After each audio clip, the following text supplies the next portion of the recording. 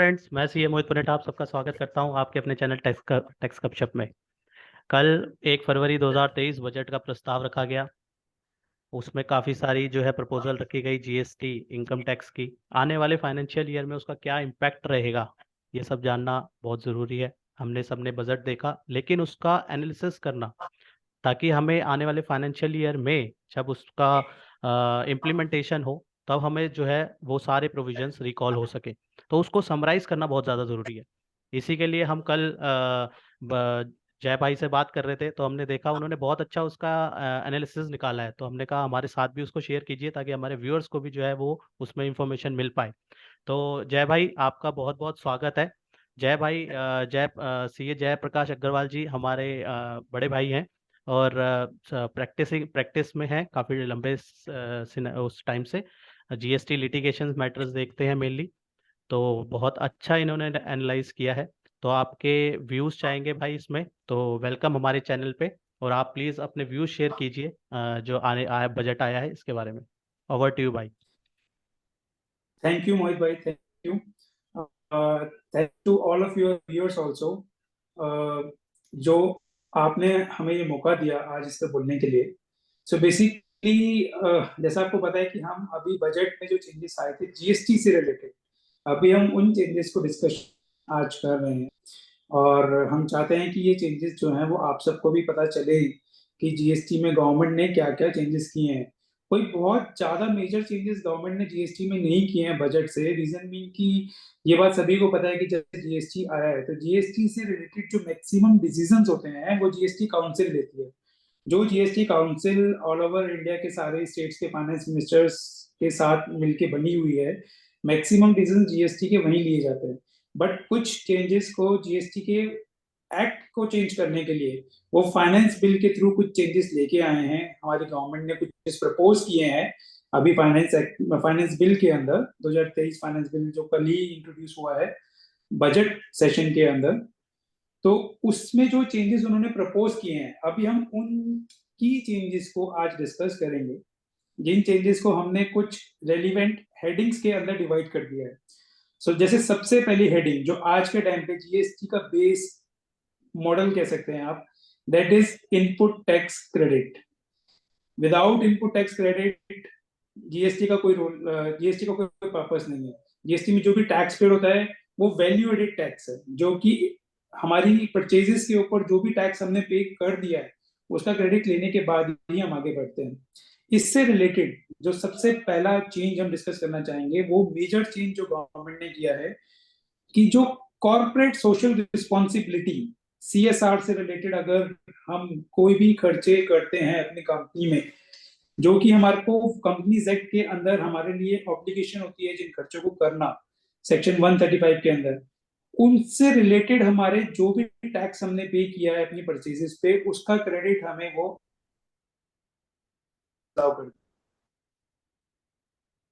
Basically section 17(5) जो है हमारा वो ब्लॉक क्रेडिट से डील कर रहा है of CGST act.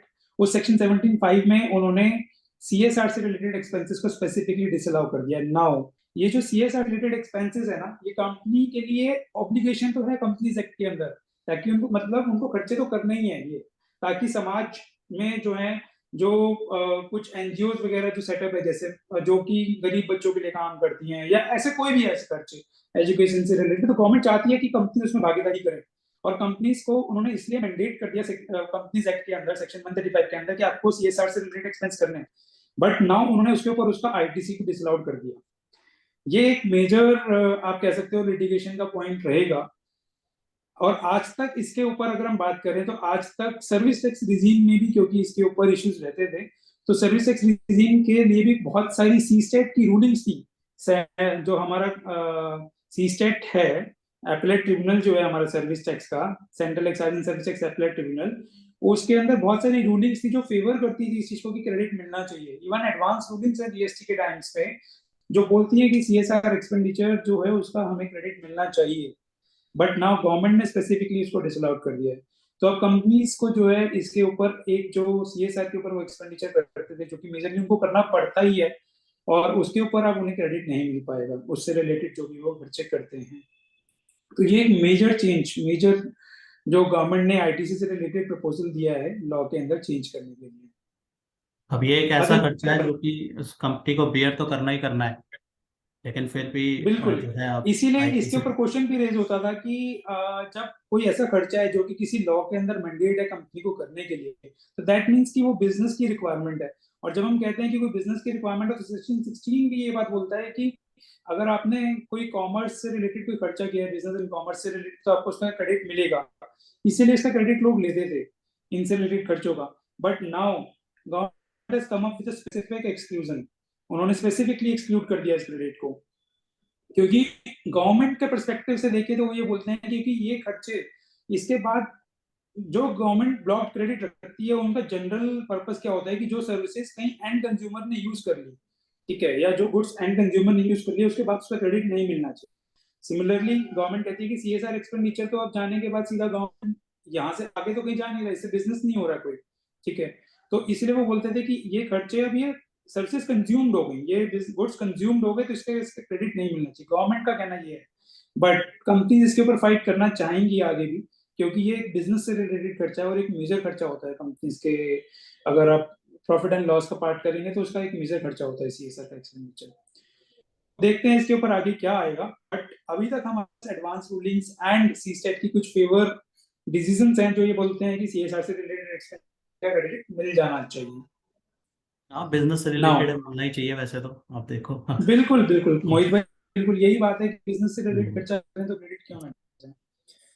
But second एक देखते भी हैं। एग्जाम सप्लाई से रिलेट, उसमें भी 73 नाउ वैसे। सेकंड पॉइंट जो आईटीसी से रिलेटेड उन्होंने चेंज किया, आप सबको पता है कि सेक्शन 17(2) एंड 17(3) है जीएसटी एक्ट के अंदर, जो बोलते हैं कि अगर आपकी आउटपुट सप्लाईज जो है, अगर वो टैक्सेबल प्लस एग्जेम्प्टेड दोनों सप्लाईज हैं, तो आपको आपका जो क्रेडिट है वो डिसअलाउड होगा टू द एक्सटेंट वो यूज हो रहा है for the purpose of exempted supplies, ठीक है। इसके लिए एग्जेम्प्टेड सप्लाई से रिलेटेड उन्होंने बता रखा है कि वैल्यू कैसे कंप्यूट होगी एग्जेम्प्टेड सप्लाई की। एक्सप्लेनेशन के थ्रू सेक्शन 17(3) में उन्होंने डिफाइन किया हुआ है कि वैल्यू ऑफ एग्जेम्प्टेड सप्लाई कैसे निकालेंगे, जिसमें अभी तक उन्होंने एक्सक्लूड कर रखा था उस पोर्शन को जो सप्लाई होती है वेयर हाउस गुड्स की before filing of bill of entry या before clearance for home consumption. That means कोई गुड्स अभी भी बिल ऑफ एंट्री फाइल नहीं हुई है जिसलिए, ठीक है, लेकिन उनकी वेयर हाउस गुड्स से सप्लाई है अगर, तो उसकी जो वैल्यू है, उसकी वैल्यू को आज के टाइम पे शेड्यूल 3 में कवर किया हुआ है, पैरा 8A के अंदर। 8A में। शेड्यूल 3 जो बोलता है वो ये बोलता है कि कौन सी ऐसी एक्टिविटीज हैं जो कि ना तो सर्विसेज ट्रीट होंगी ना गुड्स ट्रीट होंगी जीएसटी के अंदर। दैट मीन्स कि वो बोलते हैं कि एग्जाम सप्लाईज, मतलब ये अभी तक ना तो जीएसटी के अंदर कोई गुड्स की सप्लाई ट्रीट होगी ना सर्विसेज की, दैट मीन्स ये नॉन टैक्सेबल सप्लाई होगी, ठीक है। बट गवर्नमेंट ने अब बोला है कि ऐसी अगर हमारी सप्लाईज हो रही है वेयर हाउस गुड्स की, तो उनको हम वैल्यू ऑफ एग्जाम सप्लाई में इंक्लूड करेंगे। दैट मीन्स जब आप रूल 42 के अकॉर्डिंग जब आप अपनी कंप्यूटेशन करेंगे ऐसे आईटीसी की जिनको की आपको रिवर्स करना है इन दी रेशो ऑफ एग्जाम सप्लाईज, आपको ये जो सप्लाईज की वैल्यू है उसमें इंक्लूड करना है, और इसके ऊपर भी जितना क्रेडिट आपका प्रोपोर्शनेटली बनेगा वो आपको रिवर्स करना है। दैट मीन्स कि उन्होंने बेसिकली आईटीसी को रिस्ट्रिक्ट 17 कर दिया। बेसिकली 17(3) में जो पहले किया गया था, पैरा 5 को कवर किया गया था, अब एक और जो है पैरा 8A को भी इंक्लूड कर दिया, अगर इसको क्रक्स में देखो। बेसिकली क्रक्स ये है कि पैरा 5 को भी उन्होंने वैल्यू ऑफ एग्जाम सप्लाई की एक्सप्लेनेशन से एक्सक्लूड किया हुआ था, ठीक है। हाँ, आज भी वो पैरा 5 उसमें है, बट पैरा 8A को वैल्यू ऑफ एग्जाम सप्लाईज की एक्सप्लेनेशन में जो एक्सक्लूड किया हुआ था वो एक्सक्लूजन हटा दिया है। दैट मीन्स कि हाँ, वो इंक्लूड होगी उसकी वैल्यू, इंक्लूड हो जाए, ठीक है। सही बात। तो हम्म, ये फरवरी 2019 से ही हमारे लॉ में चेंज आया था शेड्यूल 3 में, जब इनको हम्म, कवर किया गया था शेड्यूल 3 के अंदर।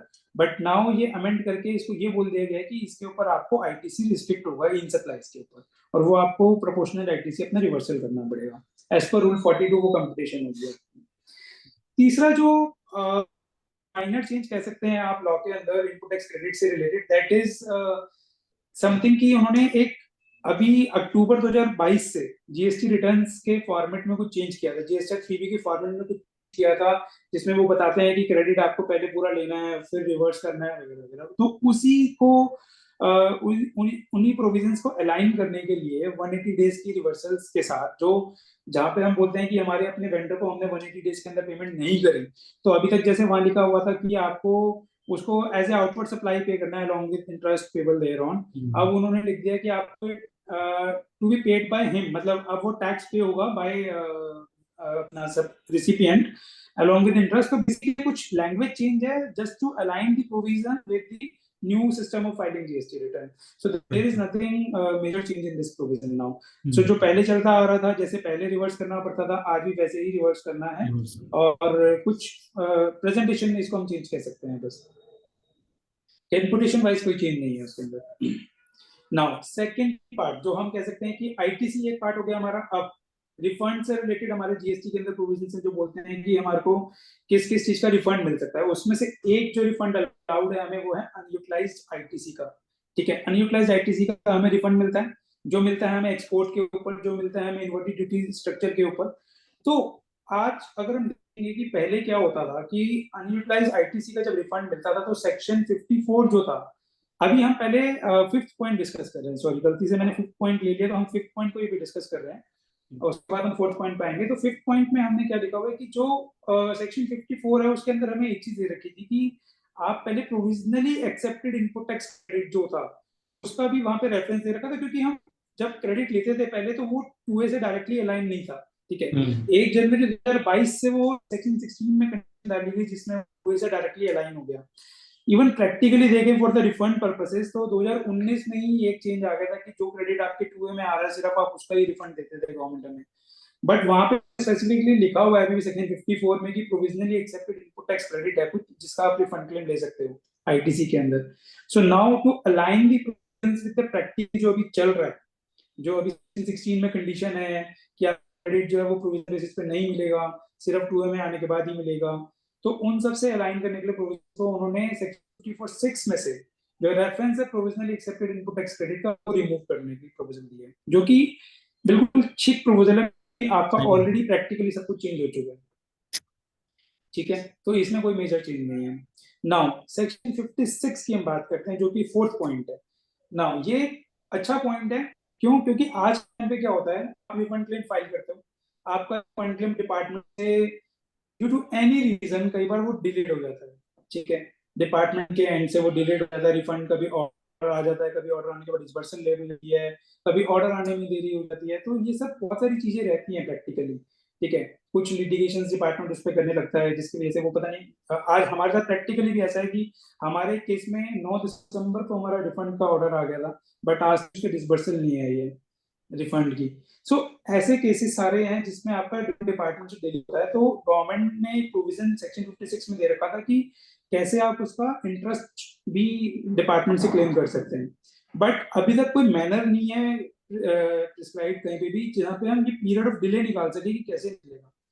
तो एडॉक बेसिस पे केस बेसिस पे हमें पड़ता है देखने की पीरियड ऑफ डिले कैसे हम निकालें, बट ना गवर्नमेंट ने इसको टेक केयर किया इस बजट के अंदर, उसका 66 के अंदर वो एक मैनर प्रिस्क्राइब करेंगे जिसमें वो कंप्यूटेशन कैसे करनी है पीरियड ऑफ डिले की, जिस पीरियड के लिए आपको इंटरेस्ट मिलना चाहिए वो पीरियड कैसे कंप्यूट करें, गवर्नमेंट उसको लेके आ रही है।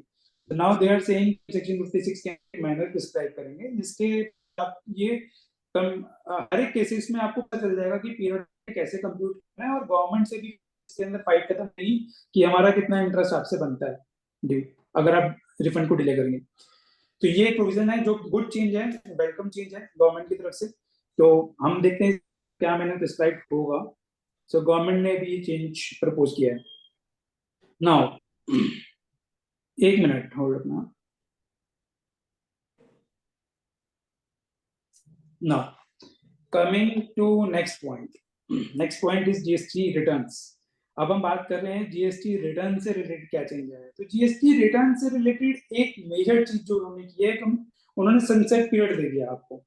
सनसेट पीरियड बोले तो उन्होंने क्या बोला, जैसे आज के टाइम पे इनकम टैक्स में होता है कि इनकम टैक्स के अंदर हम बोलते हैं कि हमारी एक फाइनेंशियल ईयर की रिटर्न, अभी इवन हो चुका है कि फाइनेंशियल ईयर 21-22 की रिटर्न अब फाइल नहीं हो सकती, क्योंकि उन्होंने टाइम पीरियड उसमें प्रिस्क्राइब कर रखा था 31 दिसंबर का, कि इस 31 दिसंबर 2022 के बाद आपको फाइनेंशियल ईयर 21-22 की रिटर्न फाइल नहीं कर पाएंगे।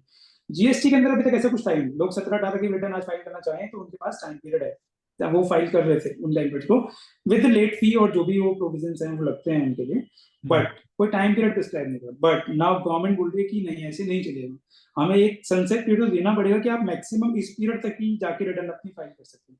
तो उन्होंने जीएसटीआर 1 रिटर्न के लिए जो आपकी आउटपुट सप्लाई की रिटर्न होती है, जीएसटीआर 3 रिटर्न के लिए जो आपकी मेन रिटर्न असेंबली रिटर्न जिसको आप बोल सकते हो, जिसके थ्रू आप टैक्स पेमेंट करते हो, जिसके थ्रू आप इनपुट टैक्स क्रेडिट लेते हो, जीएसटीआर 9 आपकी जो एनुअल रिटर्न है किसी भी ईयर के लिए, और जीएसटीआर 8 रिटर्न होती है जो टीसीएस के लिए ई कॉमर्स ऑपरेटर फाइल करता है जब उसने किसी का टीसीएस कलेक्ट किया होता है। तो इन सब केसेस में गवर्नमेंट इज सेइंग कि हम ये 3 साल तक आपको रिटर्न फाइल करने की परमिशन देंगे from the due date of filing such returns.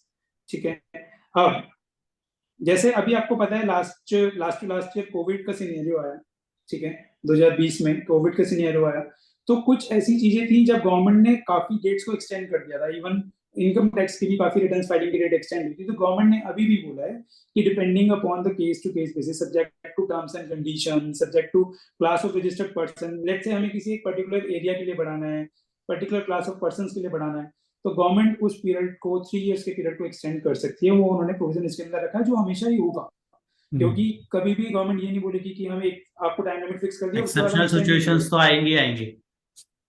Certain situations कभी भी ऐसी सिचुएशंस आ सकती हैं जो कि गवर्नमेंट को उसमें पीरियड एक्सटेंड करना पड़ सकता है, वो क्लॉज उन्होंने अभी भी रखा है, बट 3 साल का टाइम लिमिट उन्होंने प्रपोज कर दिया है कि 3 साल का टाइम लिमिट हम इसमें डाल दें। वैसे इसमें ना आप कवरेज कम होगी क्योंकि अब एक तो इंटरलिंक्ड है रिटर्न्स, अब 3 भी फाइल करनी है फिर 1 फाइल करनी है, तो ये इंटरलिंक चेन चलती हुई आ रही है।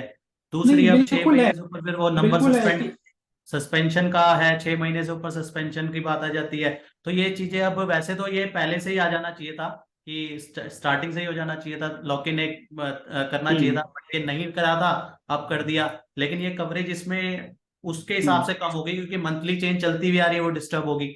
जिनकी पहले से ही रहती है बिल्कुल वो जो है वहां पे इम्पैक्ट करेगी मेनली। एग्जैक्टली मोहित भाई, तो होता क्या है आज के टाइम पे लोग फाइल तो कर रहे हैं टाइम पे और करना ही पड़ता है उनको, अगर अपने बिजनेस को प्रोसीड करना है तो उनको टाइम रिटर्न फाइल करनी पड़ेगी। बट फिर भी आप देखेंगे तो बहुत सारे टैक्स पेयर्स ऐसे निकल के आते हैं जिन्होंने रजिस्ट्रेशन लेके छोड़ दी, बाद में उन्होंने पता चला कि रिटर्न तो फाइल करी नहीं थी, अब आज फाइल करने की सोचते हैं कि आज हम फाइल कर देते हैं टाइम बाद, और ये आगे भी कभी ना कभी चलता रहेगा। तो इसलिए सनसेट पीरियड डालना गवर्नमेंट की तरफ से बहुत जरूरी था मेरे हिसाब से, और ये किसी भी लॉ में का पार्ट होना ही चाहिए। कभी भी आप ओपननेस छोड़ेंगे जितनी लॉ में, तो एसएससी उतना ही उसको इसमें मतलब जीएसटीआर डिले 9 करता के रहेगा। साथ 9A और 9B भी कवर करिए वैसे। जीएसटीआर 9 ए और 9 बी जो है बेसिकली वो एसएससी के लिए नहीं होती हैं फाइल करने के लिए। हाँ ठीक लेकिन है, वो तो लॉ में यहाँ पे लिख हम, दिया। हाँ बेसिकली राइट, तो वो जीएसटीआर 9 हमने वो रिटर्न्स के यहाँ डिस्कशन किया जो एसएससी फाइल कर रहे हैं, right right. GSTR 1, 3, 9, 8, so basically.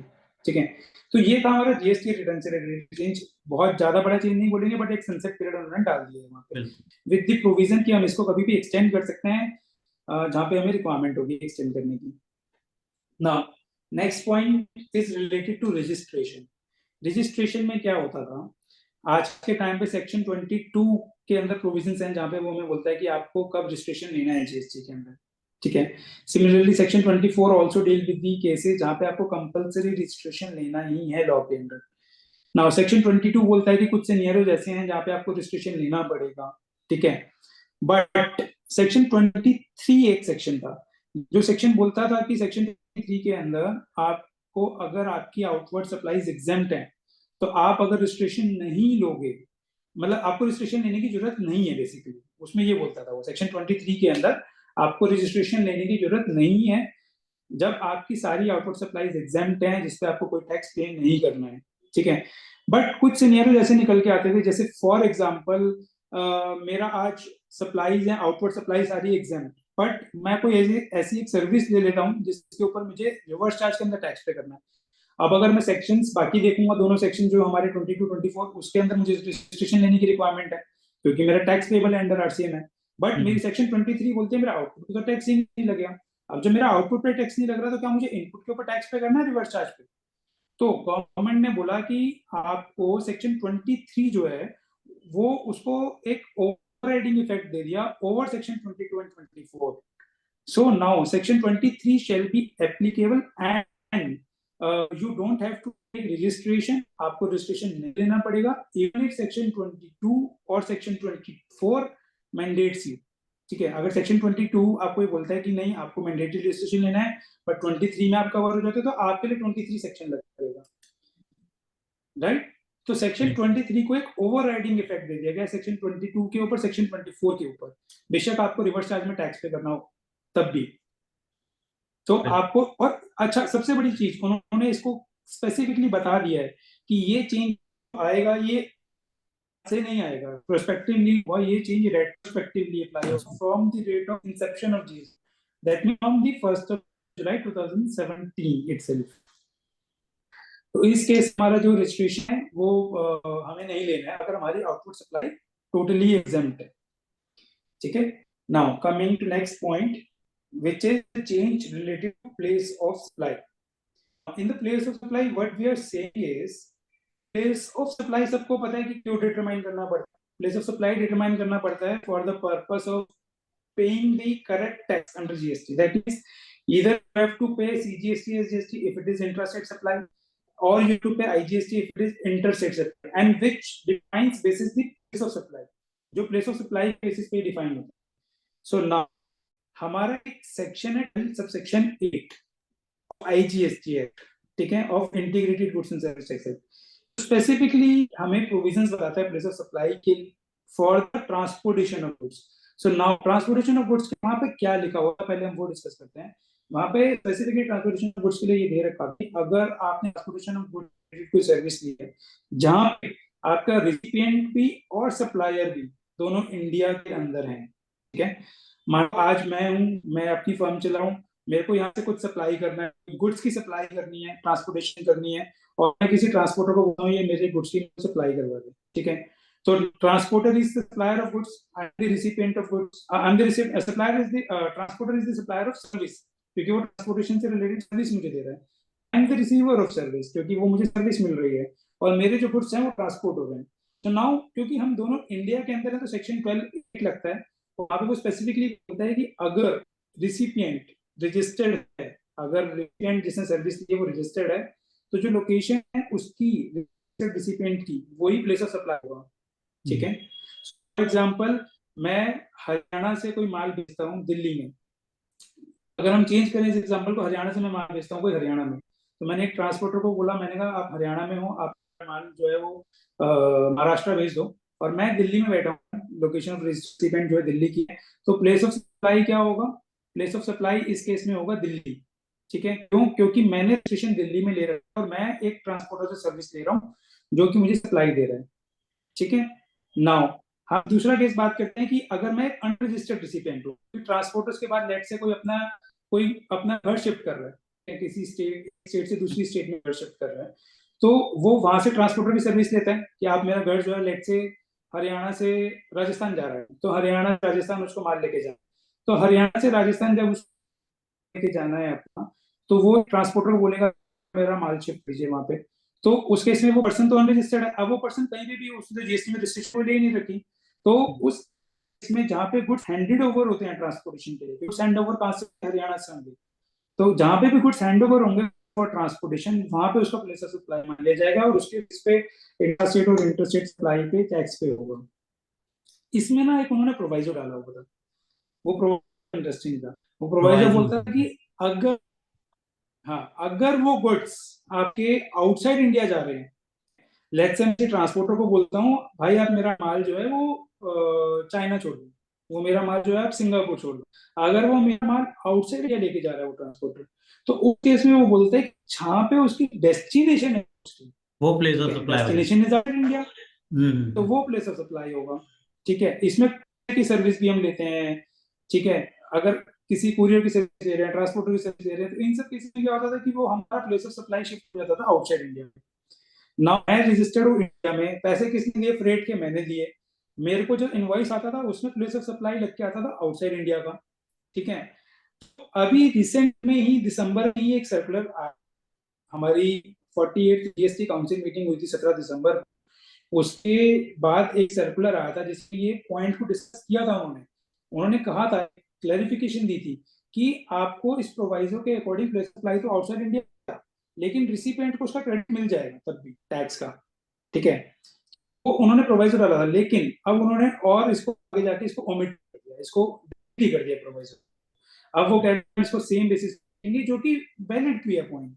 वो प्रोवाइजर रिमूव होना बहुत जरूरी था, क्योंकि अब मैं रजिस्टर्ड हूँ, मान लो मैंने किसी से कुरियर की सर्विस ली, यहाँ पे मैं रजिस्टर्ड हूँ, कुरियर कंपनी इंडिया में रजिस्टर्ड है, मुझे कुरियर की सर्विस दे रही है, मैं उसको कुरियर का फ्रेट पे कर रहा हूँ या कुरियर के चार्ज पे कर रहा हूँ, तो मुझे उसका क्रेडिट ना मिले या फिर क्लेम तो उन्होंने कर दिया क्रेडिट मिल जाए, बट प्लेस ऑफ सप्लाई उसका आउटसाइड इंडिया चला जाए, उसका कोई रेलिवेंस नहीं था। उन्होंने प्रोवाइजर को डिलीट कर दिया और बोला कि इसको मैनर में ट्रीट करेंगे जैसे कि आपका इन इंडिया ही माल जा रहा हो, तो वो प्रोवाइजर बेसिकली डिलीट कर दिया है। तो अब जो भी इश्यूज थे प्लेस ऑफ सप्लाई के, क्रेडिट के, वो सब खत्म हो जाएंगे यहाँ पे, ठीक है। नेक्स्ट पॉइंट, अब कुछ अदर चेंजेस हैं, आप कह सकते हो छोटे मोटे चेंजेस हैं जो हमने लॉ के अंदर किए हैं। सबसे इसमें जो एक मेन चेंज हम कह सकते हैं वो ये है कि जो भी आज के टाइम पे लोग ई कॉमर्स ऑपरेटर के थ्रू सप्लाई करते हैं, जैसे अमेजन, फ्लिपकार्ट, मीशो या और भी कोई ई कॉमर्स ऑपरेटर जो हैं, जिनके थ्रू अगर कोई आज गुड सप्लाई कर रहा है अपना, तो वो ना उसको नॉर्मल रजिस्ट्रेशन लेना पड़ता था, रेगुलर रजिस्ट्रेशन। वो कॉम्पोजिशन टैक्स पेयर नहीं बन सकता था। वो ये नहीं कह सकता था कि मैं कॉम्पोजिट टैक्स पेयर हूँ और मैं पर्टिकुलर एक परसेंटेज ऑफ टैक्स लूंगा आपसे और वो गवर्नमेंट को पे करूंगा। वो ऐसा नहीं कह सकता था, मतलब टैक्स लेना नहीं होता गवर्नमेंट किसी से भी, उसमें अपनी पॉकेट से पे करना पड़ता है उसको उस केस में। तो नाउ गवर्नमेंट ने इस बजट के अंदर बोला कि सेक्शन 10 जो हमारा कॉम्पोजिशन टैक्स पेयर से डील करता है, उसमें जो गुड्स से रिलेटेड कोई सप्लाई कर रहा है, सर्विसेज से रिलेटेड नहीं।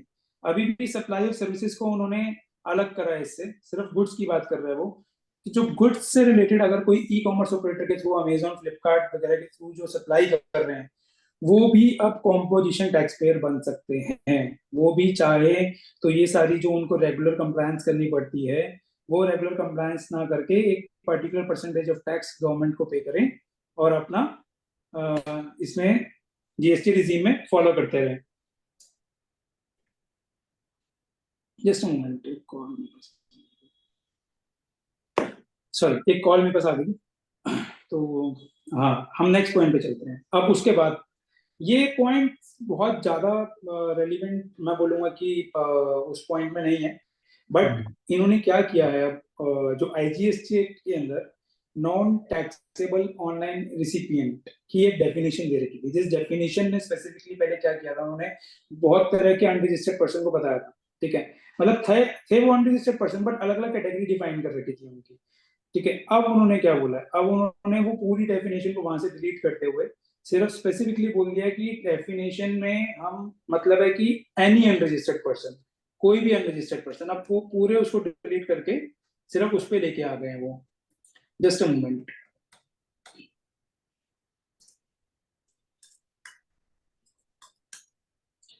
सो बेसिकली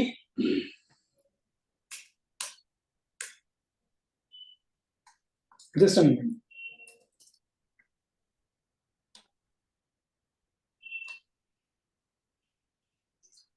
पहले क्या था, मैंने एक्चुअली अपने प्रोविजन साथ में खोल रहा था आपको पढ़ के सुनाने के लिए कि पहले उसमें क्या लिखा हुआ था। उसमें पहले क्या लिखा हुआ था, non taxable online recipient means any government, local authority, governmental authority and individual or any other person not registered under for receiving the online information database access और रिट्रीवल सर्विसेज। सो बेसिकली जितने भी आप देखेंगे last में जब word ही हमने ये लिख दिया कि हु आर नॉट रजिस्टर्ड, ठीक है, तो गवर्नमेंट ने बोला उसको सिंप्लीफाई करते हैं, लैंग्वेज को सिंप्लीफाई किया, सिर्फ इतना लिख दिया कि non taxable online recipient means any unregistered person, ठीक है।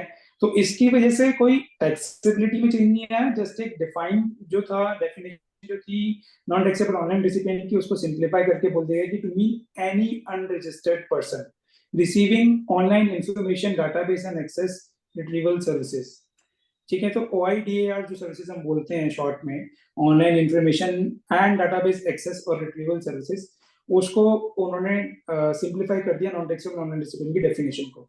साथ में उन्होंने ये भी क्लैरिफाई कर दिया, आपको पता है सेक्शन 51 है जीएसटी के अंदर, एक जो सेक्शन 51 बोलता है कि कोई भी गवर्नमेंट अथॉरिटीज जो होती हैं या गवर्नमेंट कंपनीज जो होती हैं, जिनको कोई सर्विसेज देता है, ठीक है, या गुड्स कोई सप्लाई करता है, जिनके कॉन्ट्रैक्ट की वैल्यू 2.5 लाख रुपए से ऊपर होती है, 2,50,000 से अबव कोई कॉन्ट्रैक्ट वैल्यू है, तो उनको सेक्शन 51 के अंदर टीडीएस काटना होता है जीएसटी के अंदर, ठीक है, इनकम टैक्स की टीडीएस की बात नहीं कर रहे हैं, जीएसटी टीडीएस की बात कर रहे हैं।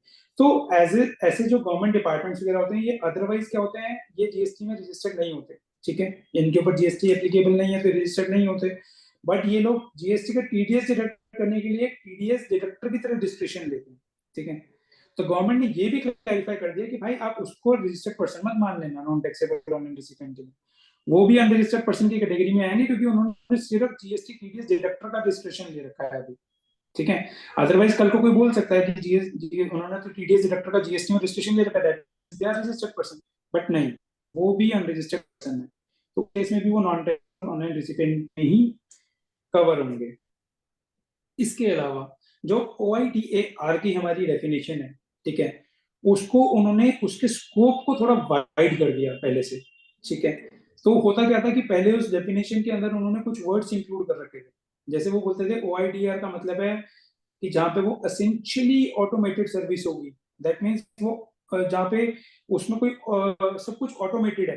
ठीक है, कोई ह्यूमन इंटरवेंशन की जरूरत नहीं है, जहाँ पे हम उसी को OIDAR सर्विसेज में कवर करते थे। बट अब उन्होंने एसेंशियली ऑटोमेटेड या ह्यूमन इंटरवेंशन जहाँ पे बिल्कुल नहीं चाहिए, उन वर्ड्स को हटा के, सो बेसिकली कहीं अगर कोई लिटिगेशन रहती होगी कि ये तो ऑटोमेटेड नहीं है या इसमें तो ह्यूमन इंटरवेंशन थोड़ी बहुत होती है, बट गवर्नमेंट कहती होगी नहीं, ये तो OIDAR सर्विसेज में ही आएगा क्योंकि ये तो इंफॉर्मेशन डाटाबेस एक्सेस से रिलेटेड ही सर्विस है। तो गवर्नमेंट ने इन वर्ड्स को वहां पे रिमूव करके स्पेसिफिकली बता दिया कि ये आपकी OIDAR की ही सर्विसेज हैं, इनको एसेंशियली ऑटोमेटेड और जो इन्वॉल्विंग मिनिमम ह्यूमन इंटरवेंशन है, इनको वहां से हटा दिया।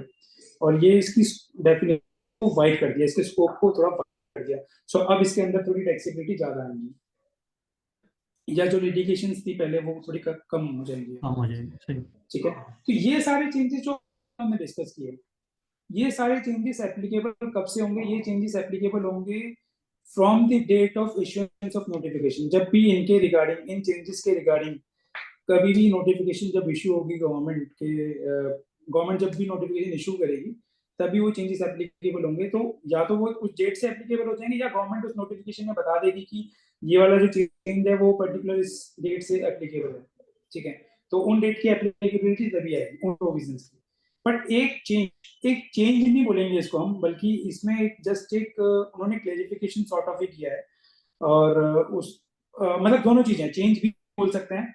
मैं आपको बताता हूँ है क्या। इसको उन्होंने बोला है कि जब फाइनेंस बिल को फुल मिल जाएगी, जब फाइनेंस एक्ट बन जाएगा, तो जैसे ही एक्ट हो जाएगा उससे आपका ये चेंज अप्लाई होगा। तो इसमें उन्होंने बोला क्या है, इसमें उन्होंने बोला कि फरवरी 2019 में एक चेंज आया था शेड्यूल 3 के अंदर, जो अभी हमने ऊपर भी डिस्कस किया, जो पैरा 8A को हम डिस्कस कर रहे थे आईटीसी से रिलेटेड। तो वहीं पे उसी के साथ साथ कुछ और भी चेंज आए थे, जिसमें वो क्या बोलता था कि कोई भी ऐसी सप्लाईज जहां पे गुड्स इंडिया की टेरिटरी में नहीं आते और बाहर की बारी सेल आउट हो जाते हैं, ठीक है, या ऐसे गुड्स जिनको हम हाई सी सेल्स बोलते हैं, जो कि इंडिया में एंटर करने से पहले या हमने उसकी क्लियरेंस लेने से पहले ही बाहर सेल कर दिया उनको। ठीक है, तो जो ऐसे हाई सी सेल्स या ऐसी जो मर्चेंट एक्सपोर्ट्स होती थी जिसमें कभी गुड्स इंडिया आए ही नहीं, ठीक है, ऐसे केसेस में जो हमारी सप्लाईज हैं उनको उन्होंने शेड्यूल 3 के अंदर कवर कर दिया। और तीसरा जो केस पैरा 8A वाला था कि supply of bonded warehouse goods जो होते हैं, जिनको हम before filing of bill of entry supply कर देते हैं, जिनके लिए हम ऊपर आईटीसी डिस्कस कर रहे थे अभी। तो उन्होंने बोला कि ये जो पैरा 7 और पैरा 8A और 8B, basically merchant export para 7 में है, जो supply of warehouse goods है वो पैरा 8A में है, और हाई सी सेल्स पैरा 8B में है। ठीक है, इन तीनों से उन्होंने बोला कि फरवरी 19 में इसको शेड्यूल 3 में कवर करके स्पेसिफिकली बता दिया कि ये इनको हम ना ट्रीट करेंगे सप्लाई ऑफ गुड्स, ना ट्रीट करेंगे सप्लाई ऑफ सर्विसेज। ठीक है, नाउ इसकी वजह से क्या होता था कि फरवरी 2019 से पहले के केसेस के लिए गवर्नमेंट डिपार्टमेंट बोलता था कि नहीं नहीं, इसके ऊपर तो टैक्स लगेगा। इसका मतलब इसके ऊपर तो कोई क्लैरिफिकेशन नहीं है, ठीक है, या आपका आईटीसी रिवर्सल होगा या कुछ भी ऐसी चीजें। ठीक है, तो अब उन्होंने क्या बोला है कि इससे रिलेटेड ये जो प्रोविजंस हम शेड्यूल 3 में लेके आए थे, ये प्रोविजंस उस समय तो उन्होंने नहीं बताया था कि रेट्रोस्पेक्टिव होंगे, तो तब तो प्रोस्पेक्टिवली अप्लाई होते थे। बट अब ये इन्होंने बता दिया है कि हम इसको रेट्रोस्पेक्टिव इफेक्ट दे रहे हैं from the date of 1 July 2017। That mean जब से जीएसटी इंसेप्शन हुआ था, जब से ही हम इनको मानेंगे कि शेड्यूल 3 में कवर है। ठीक है, बट एक चीज जो उन्होंने इसमें करी है वो ये कि साथ साथ ये भी बोल दिया कि अगर किसी ने इसको पहले टैक्सेबल मान के कोई कभी टैक्स पे किया हो किसी यूजर ने, हम उसका आपको रिफंड नहीं देंगे, हम इस लिटिगेशन में भी नहीं जाएंगे कि आज हम उसका रिफंड अलाउ करने बैठ जाए आपको। तो ये थोड़ा सा गलत पॉइंट कह सकते हैं, या इसमें भी जैसे लिटिगेशन होगी पोस्ट पोस्ट सरकार कोविड था की। ना कि लोग इंतजार कर रहे थे कि एमनेस्टी स्कीम आएगी, जिस जो रुक गए उनको तो बेनिफिट हम्म। मिल गया, जिन्होंने पे कर दिया। हाँ तो वो वही वाला बिल्कुल। उस तरीके तो से ही हो सेम गया, चीज। जिसने पे कर दिया उसका नुकसान। और हाँ हाँ बिल्कुल, उसमें ये बोलते हैं कि उनको हमको रिफंड नहीं देंगे। तो देखते हैं इसके ऊपर क्या होगा। आइडियली मेरे अकॉर्डिंग इस केस में रिफंड के लिए जाना चाहिए, थोड़ा लिटिगेशन में जरूर जाएगा, बट हाई कोर्ट लेवल वगैरह इसको हो सकता है क्लियर कर दें, क्योंकि आप ऐसा नहीं कर सकते कि सर्टेन एक क्लास ऑफ पर्सन से टैक्स ले लो और सर्टेन क्लास ऑफ पर्सन से टैक्स ना लो, वो भी सिर्फ इस वजह से क्योंकि आपने उस पर बात पे ध्यान दिया, आप बाद में बोला कि रेट्रोस्पेक्टिव डेट से एप्लीकेबल। तो इसकी वजह से डिसअलाउड नहीं होना चाहिए। बट हर कोई पर्सन लिटिगेशन में नहीं जाना चाहता, जिसका रिफंड ज्यादा नहीं होगा, जिसका टैक्स ज्यादा नहीं होगा, वो लिटिगेशन में नहीं जाएगा।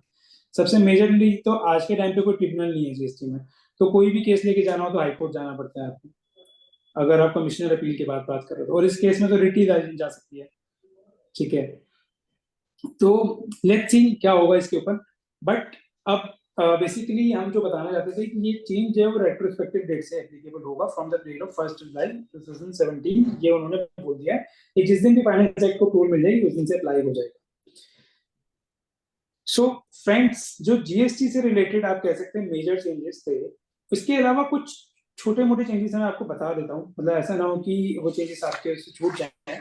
जो वो चेंजेस हैं वो क्या है, उसके अंदर उन्होंने क्या बोला है कि सेक्शन 122 जैसे पीनल प्रोविजंस को डिस्क्राइब करता है, तो सेक्शन 122 में उन्होंने बोल दिया कि आपके जो ई कॉमर्स ऑपरेटर्स होते हैं, जब वो किसी सप्लायर, जो सप्लायर ई कॉमर्स ऑपरेटर के थ्रू माल सप्लाई करते हैं, वो जो है उसके थ्रू अगर कोई भी गलती हो रही है तो सेक्शन 122 में ई कॉमर्स ऑपरेटर के ऊपर 10,000 की पेनल्टी प्रिस्क्राइब कर दी। सो बेसिकली ये कुछ, बाकी तो डीक्रिमिनलाइजेशन ऑफ ऑफेंस है, कुछ चीजों को उन्होंने बोल दिया कि इन ऑफेंसेस को हम डीक्रिमिनलाइज नहीं मानेंगे, मतलब क्रिमिनलाइज नहीं मानेंगे, डीक्रिमिनलाइज कर दिया उनको। जैसे कि आपने अगर सप्लाई, जो हमने डिपार्टमेंट ने डाटा मांगा आप नहीं दे पाए, या आपने डिपार्टमेंट को ऑब्स्ट्रक्ट किया किसी प्रोसीडिंग को करने में, तो वगैरह वगैरह। सो ये सब चीजें चेंजेस हैं बस मेजर कंपाउंडिंग मेजर ऑफेंस तो वगैरह आपने की। काफी अच्छा समराइज किया हुआ है, तो बहुत अच्छे ये आपने तो मेजर इसमें चेंजेस हमने। प्लस पार्ट जो निकाला हुआ है ना, काफी इंफॉर्मेटिव है। तो काफी ज्यादा जो है थैंक यू। व्यूअर्स के लिए भी थैंक यू महेश भाई। काफी ज्यादा हेल्पफुल रहेगा। तो थैंक यू सो मच जय भाई। तो इसी तरीके की और थैंक यू। इन्फॉर्मेशन थैंक भी यू। आप हमारे साथ शेयर करते रहना, ताकि आप बिल्कुल जो बिल्कुल। आपकी तो इन्फॉर्मेशन, आपकी तो नॉलेज बढ़ी रही है, हमारी भी नॉलेज बढ़े, और साथ में ये तो फैक्ट है, शेयर करने से हमेशा ही बढ़ती है, बिल्कुल। तो थैंक यू इसमें कोई सो मच डाउट भाई। नहीं है। Thank you. Thank thank you. You so thank much. You. Thank you Mohit भाई। Thank you.